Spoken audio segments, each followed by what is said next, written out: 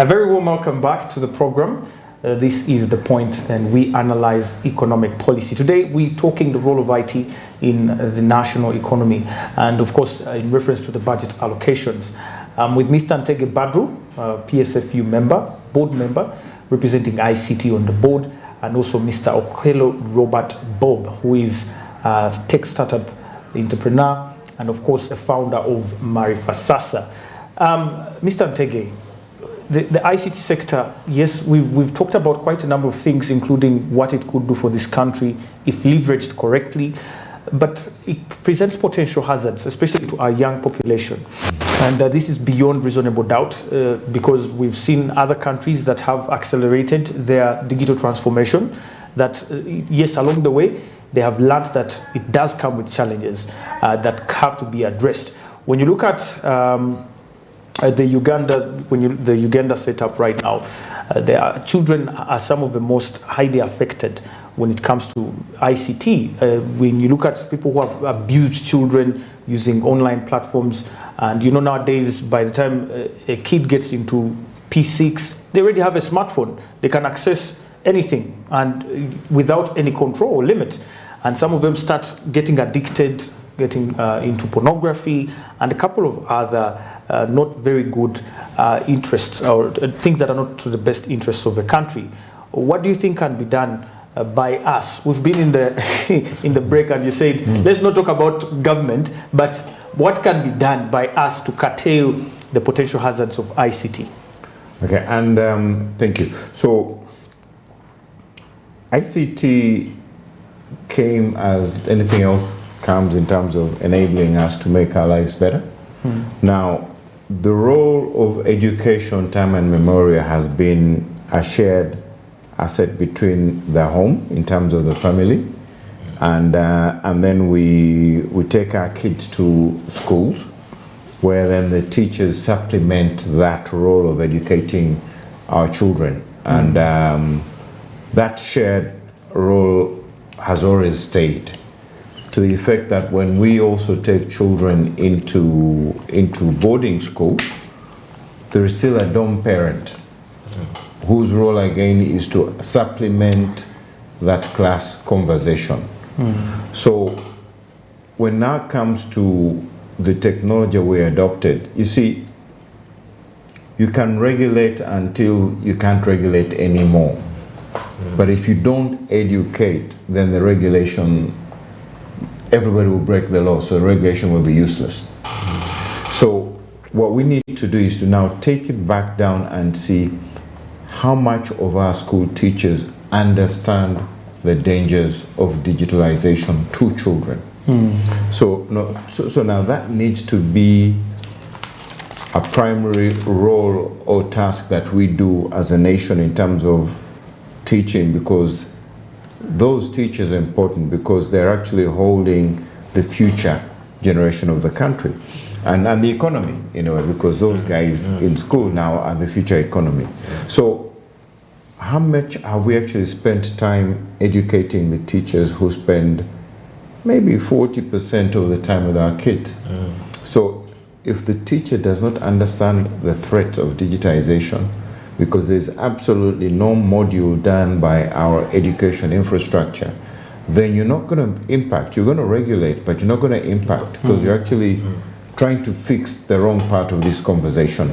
So first and foremost, there really needs to be an emphasis or an upgrading of our teachers in terms of the digital threat to our schools, to our kids. Now, and that, now when you say what does government do, that one, yes, that's a regulatory point, but also majority of our schools in this country are private schools. So as long as you're running an education institution and you're making money out of that institution, it is part of your responsibility to ensure that your teachers understand how to prepare our young people for the digital threats. So I think that's key, and that's the most important aspect that is going to help us. If you don't do that, you do not have enough prisons to put people in. all right? Yeah. And it's more expensive to do that than it is to educate.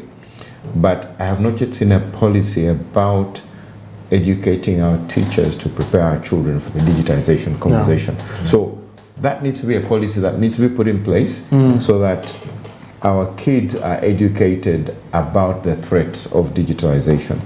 Maybe it's happening in some schools, but it needs to be standard. It needs to be part and parcel of the education curriculum. So for me, that is critical on that point. You also mentioned something about cybercrime. Earlier on, I talked about the challenges we tend to do when we digitize and then we create analog policies for the digital frameworks. So if you look at 80% of the cybercrime that we have had, it is being managed and policed through an analog process. There is a written down process, written down by somebody who actually never understood the implication of the digitization. And so the pace at which digitization is moving, that process is old by the time the ink dries on it. And so we need to create a mechanism that matches that conversation and that policy. And then you'll be able to address that. If you go look at I'm sure of late I am seeing a lot more of the younger guys in the law and enforcement space. And I'm also seeing a lot more of the fresh graduates, so positive to our law enforcement, that they've now started to take in these people. So I'm sure over time we'll be able to get to a point where we're catching up. But for us as business owners, there is a responsibility for the business to actually have a policy to handle technology.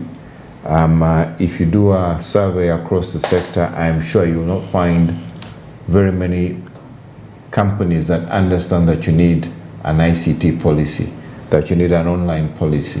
You find a lot of companies still using Gmail addresses. They're getting a bit more controlled in terms of you can't use a Gmail address because it's a cloud hosted. But what are the policies around that? Then what are the policies about using social media within the work environment? In most developed markets, it'd be expensive for us to do here, but my business line and my personal line are different. Right, so my business data does not come on my personal line. My official communication do not connect with my personal line. And those are things that our businesses need to look into so that you can actually be able to eliminate some of these issues. Because if I'm at work and somebody sends me credentials for a piece of equipment in the office, and I'm putting it on the same phone that I use for all my other social WhatsApps, there's no reason why I can't forward those to somebody else. True. Deliberately or by mistake. So there's the particular policies that businesses have not embraced, nor has government embraced, because really intergovernment communication should not be on WhatsApp. Most countries have a particular platform that does that. We have enough Ugandans in this town who can build that platform for government. And now that's my flag for private sector. So there's enough IT experts in this country to build a separate communications platform for government away from normal WhatsApp. So if you're communicating government policy, government communication, government documents, they shouldn't be going on WhatsApp. And that is where now we were finding a lot of the leakages that were ending up on WhatsApp. So now the act was really a way to mitigate some of that, but there was an easier way to fix it. True. Yes, you needed it because it's critical. We're in an environment where I could get a hold of, and we've seen that before when people were publishing people's salaries online. and there were no repercussions then because there was no law. So there is a law now. It needs to be refined, but it is a start. And I think we need to work that way. Once it's in place, then how do we now engage to make sure that it's the bits that are not supposed to be in there are out, but also we need to be able to refresh it because the technology changes. If you don't refresh it, in 2 years' time, it will not be worth anything. Yeah. So basically, that's my communication to that. But on the education one, back on that one, I really emphasize that we need to go back and create something for the teachers that they understand. Wow. And also enable them. Because if you try to tell a teacher social media and the teacher doesn't have a smartphone, then it doesn't help because he can't teach it. Yeah. So absolutely. I've seen situations where students are more tech savvy than their teachers, and it's very common now because if you have a teacher who went to school in 1980 and is teaching children of now 2000, born in 2000, you definitely expect them to be probably ahead. Mr. Okello, what's your opinion on the Computer Misuse Act? It was an act that many activists came out and said it threatens freedom of speech and expression. It threatens people and targets people with divergent views. For example, I know freelance journalists who looked at this law as something that's going to wipe out their job. Investigative journalism, for example, where now to get someone on camera, if according to the law, you have to ask for their permission. Now imagine you're undercover journalist and you're doing an investigative maybe report, and maybe you're working on maybe human trafficking, and now you have to go ask the traffickers, can I please get you on camera? I don't know what you think about some of these few clauses within the act. Of course, like Mr. Antege has said, it's aimed at protecting the integrity, moral fabric of government, for example, and people who are working within government. But is it for the good, the national good, in as far as ICT is concerned? Yeah, that's a very interesting question, and definitely, I think the Misuse Act, a very key, document that people need to understand. But I think, first of all, in the midst of all these things, I think as consumers, really, of ICT and ICT-related services, we have to be, first of all, very much aware of the different risks associated with the use of these services and these platforms. That being said, I think I like to believe that a policy like the Computer Misuse Act comes from a very good place, right? But of course, sometimes the path to heaven, no one said the path to hell is paved with good intentions, and so I think in the process of coming up with such a regulation, like we have all discussed here, first of all, in many cases, the people who are actually coming up with these regulations don't really fully understand what they're regulating. We have to admit that, right? And so at the same time, it's important to ensure that there are certain guardrails, right? As we all know, a lot of these platforms are amazing tools, but of course they have potential for being misused by some few elements in society. So the importance of having some of these protective guardrails, comes in very, very clearly. But that being said, when it comes to some of the ramifications, of course, some of the measures being taken in the act are very punitive. And of course, they have the potential of becoming very inhibitive when it comes to some of the individual freedoms, right? Like you mentioned, freedoms of expression, and also being easily perceived as weapons used to target certain elements in society, right?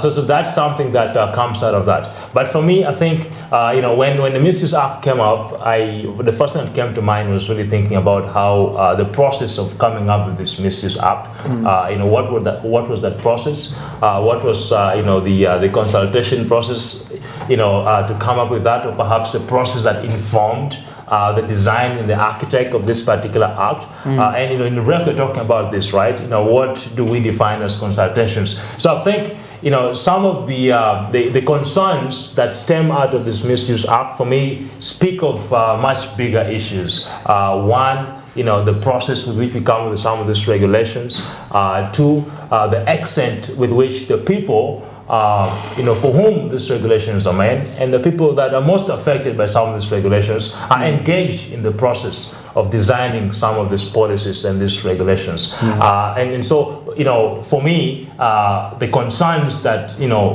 jump out of this Misuse Act really speak to some of those broader issues on where I think, we need to improve as a country, but also on the side of policymakers, on how to better engage people. But I think most importantly, on the side of private actors, right?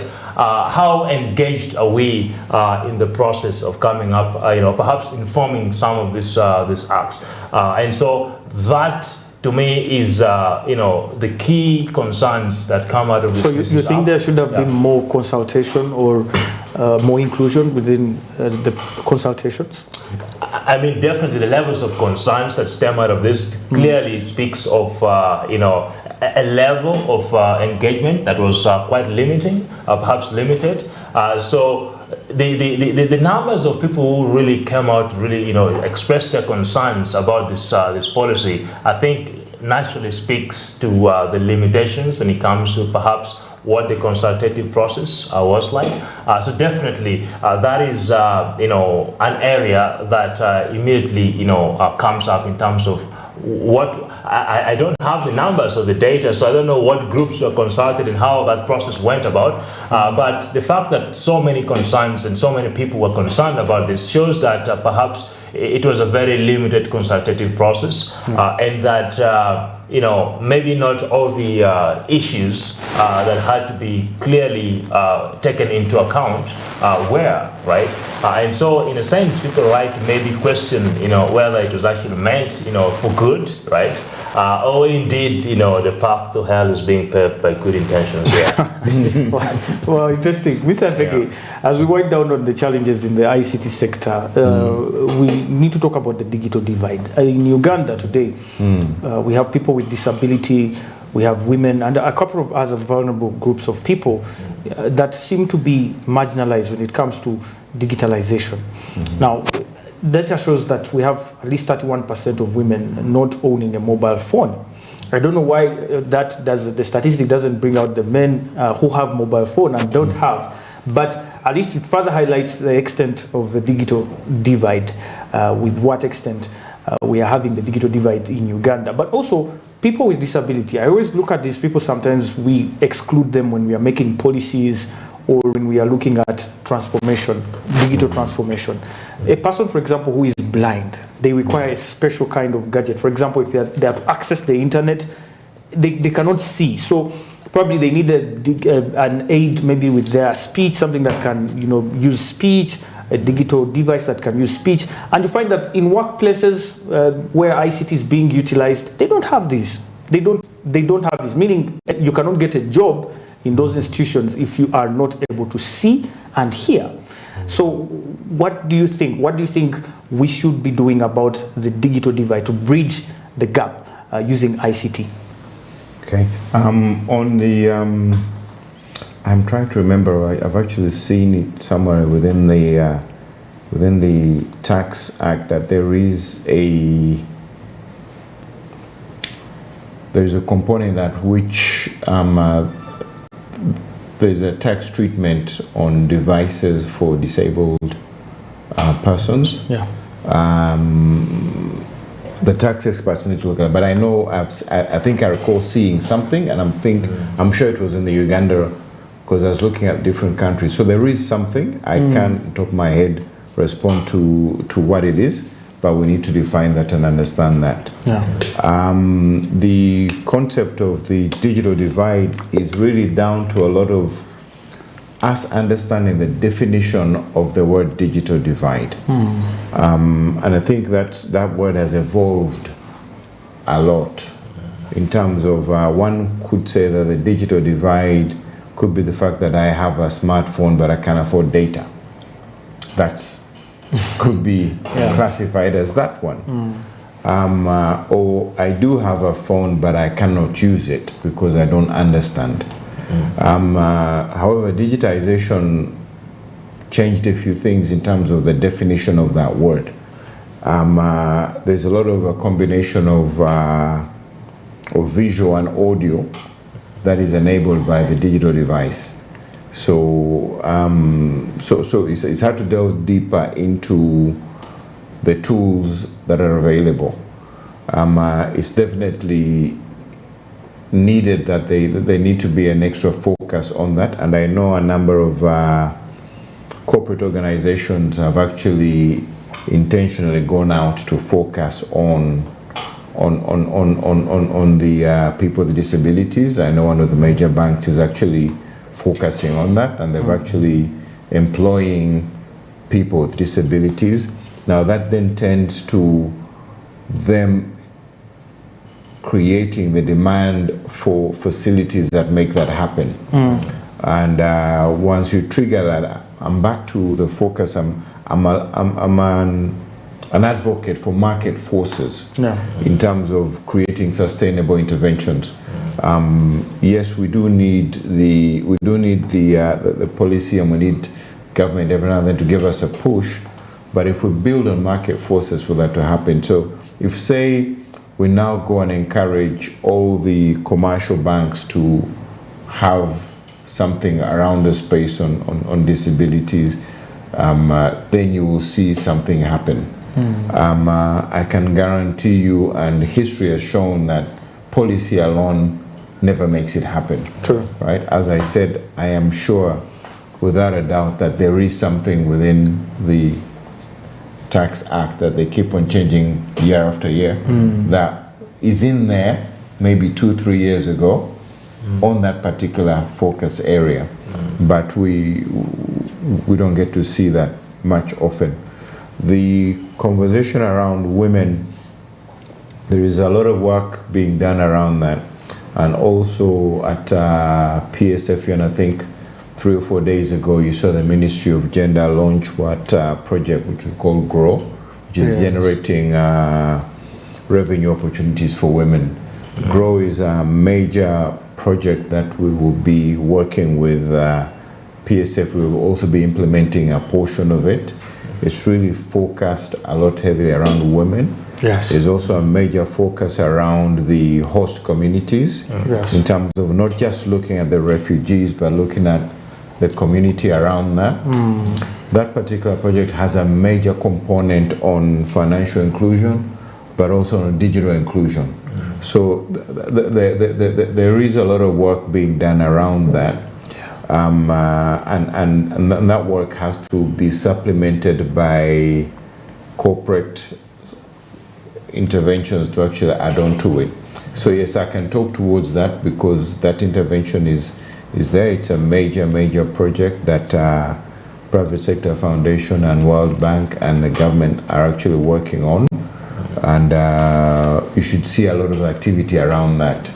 There's also so there's about 2 or 3 projects around that. We're also working on there's a Young Africa Works project that again has a heavy leverage on women. Yes. And so one of my fellow board members keeps on saying, who will marry our young men? Because everybody is talking about an intervention for women. But yes, so there is a lot of work around fixing that point. But to your question on the digital divide, it needs to be defined because it's not, it could be anything. Yes. Right now where we are. Many years ago, it was about internet connectivity and whether Africa had the right internet. So that whole coin, it's 3G or 4G, digital divide came from there. But today, we need to redefine it, exactly what we want to achieve through that. Wow. Thank you so much, Mr. Ntege. Thank you, Mr. Okello. We're taking our final breather. We've had quite a number of discussions here and quite a number of comments have come through. We want to address some of the issues here. One of them, Mr. Ntege and Mr. Okello, has been a question on how young people can engage themselves in productive utilization of the internet, of the ICT sector. We have so many young people who are so passionate, but they don't know where to start from.